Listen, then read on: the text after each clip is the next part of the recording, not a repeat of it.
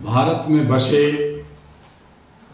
मानवाधिकार के करोड़ों साथियों और अहरा से जुड़े हुए करोड़ों मानववादी साथियों, आज रमजान महीने का आखिरी दिन है। सऊदीया में आज ईद मनाया जा रहा है, लोग खुशियां मना रहे हैं एक महीने की इबादत के बाद।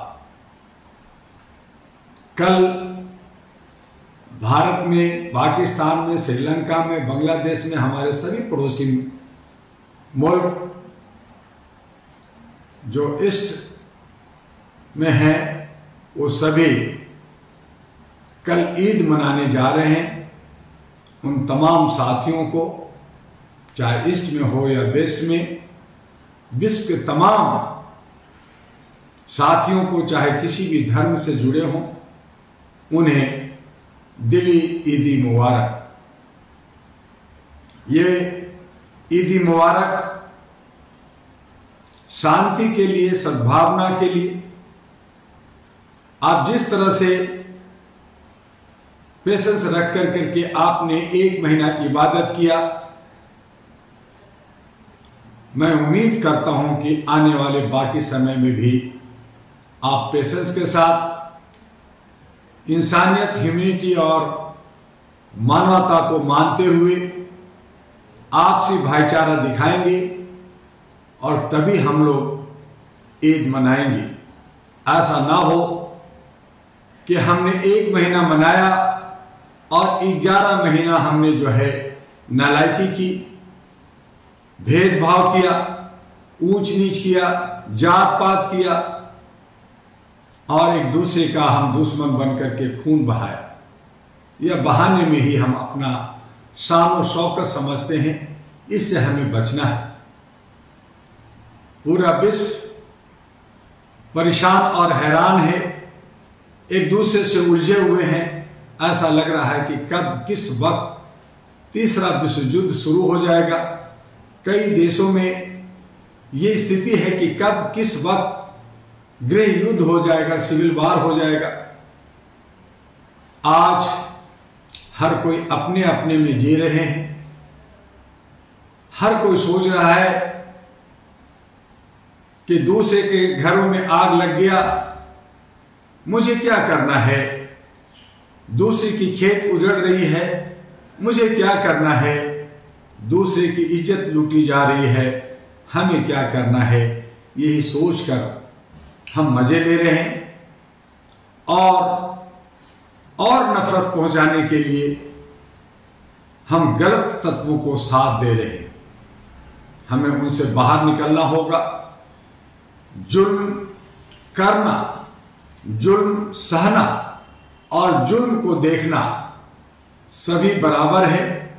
सबका जो दोष आप पे लगता है वो बराबर रूप से लगता है। ये आपको सोचना और समझना होगा।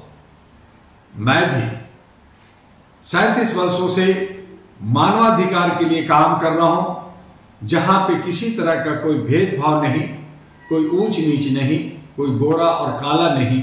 हमारे लिए मनुष्य है, मानव है, इंसान है, ह्यूमन है। और इस तरह से हम लोग सभी को अपना भाई और बहन समझते हैं। लेकिन जब दर्द होता है, जब दिखता है अपने आंखों के सामने कि जात पात समुदाय में कुर्सी और गद्दी के लिए चंद लालच लोभ में लोग एक दूसरे का दुश्मन बन जाते हैं, मानव और दानव का फर्क भूल जाते हैं, तो वहां पे हमें बोलना होता है। और यही वजह है कि मैं सामाजिक कार्यकर्ता होने के नाते भी मैं राजनीतिक में बोलने लगा हूं। मुझे राजनीतिक से लेना देना नहीं था, लेकिन चूंकि ये भारत लोकतंत्र है, धर्मनिरपेक्ष राज्य है, सेकुलर देश है और यहां पे अमन को खत्म करने के लिए नफरत की अगर बीज बोई जा रही है तो मैं देखता हुआ नहीं बैठ सकता। हमें विरोध करना होगा, चाहे किसी की सत्ता हो, अगर सत्ता हिटलरगिरी करेगा, तानाशाही करेगा, मनमानी करेगा, तो उस पर उंगली उठाना हर भारतीय नागरिक का कर्तव्य बनता है। भारतीय जो देशभक्त है, जो समाज के लिए, देश के लिए चिंता करता है, अपने परिवार की चिंता करता है, उसे उंगली उठाना होगा। और उसी को कहते हैं raise your voice on human rights. और इसी को मद्देनजर रखते हुए हमें हक और अधिकार चाहिए, हमें आर्थिक आजादी चाहिए, हमें सामाजिक भागीदारी चाहिए। और इन तमाम चीजों को लेकर करके all India human rights association Bharat में ही नहीं विश्व में काम कर रहा है। और हम लोग उसी तरह से काम करेंगे। बहुत सारे लोग जो तथाकथित लोग हैं हमारे पास आते हैं और कहते हैं कि आप किसी दूसरे पे उंगली नहीं उठा सकते क्योंकि आप मानवाधिकार। हम उन्हीं पे उंगली उठाते हैं जो हमें तकलीफ देता है। हमारा दुश्मन कोई चांद और सूरज और किसी दूसरे ग्रह से नहीं, बल्कि हमारे ही ग्रह पर बसे हुए मनुष्य का मनुष्य दुश्मन है। और यहाँ पे हमें उन्हें सचेत करना होता है, जगाना होता है, बताना होता है कि भाई आप इंसान बन जाओ, हैवानियत छोड़ दो, आप जो है असुर की जो प्रवृत्ति आप में आ गई है उसे छोड़ दो,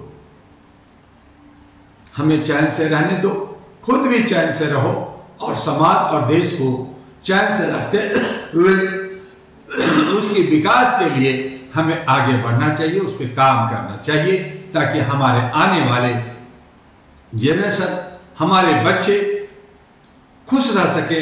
हर कोई माँ बाप अपने बच्चों को खुश देखना चाहता है, उसे तरक्की आगे बढ़ना देखना चाहता है। लेकिन हम लोग आग में झोंक रहे हैं, हम उन्हें अशिक्षित कर रहे हैं, हम उन्हें अस्वस्थ कर रहे हैं, हम उन्हें जो है औरतों को, लड़कियों को भोग विलास का सामान समझ रखा है। तो इन चीजों को खत्म करने के लिए जो हमारे संविधान में समानता का अधिकार है, उस संविधान का आदर करना होगा। और इस तरह से संविधान के अंदर जो अच्छी चीजें हैं उसके साथ छेड़छाड़ न करें, बल्कि उसको इंप्लीमेंट करें और लोकतंत्र को बचाएं। लोग अपनी मर्जी की चीजें ठूस करके संविधान को खत्म करना चाहते हैं, लोकतंत्र को खत्म करना चाहते हैं। तो ये जो देशभक्त नौजवान भारत के अंदर है वो नहीं होने देगा। और दुआ इसके लिए अपनी सब कुछ गंवाने के लिए तैयार बैठा है। आहरा नेशनल पार्टी हमने इसलिए बनाया एएनपी कि हम अच्छे सच्चे जनप्रतिनिधि जो देश हित में काम करने वाला हो, जो हमारे हक अधिकार की बात करे, जो शपथ पत्र भर कर करके हमारे अधिकारों को दिलाए, हमारा आर्थिक आजादी दे, हमें सामाजिक भागीदारी दे।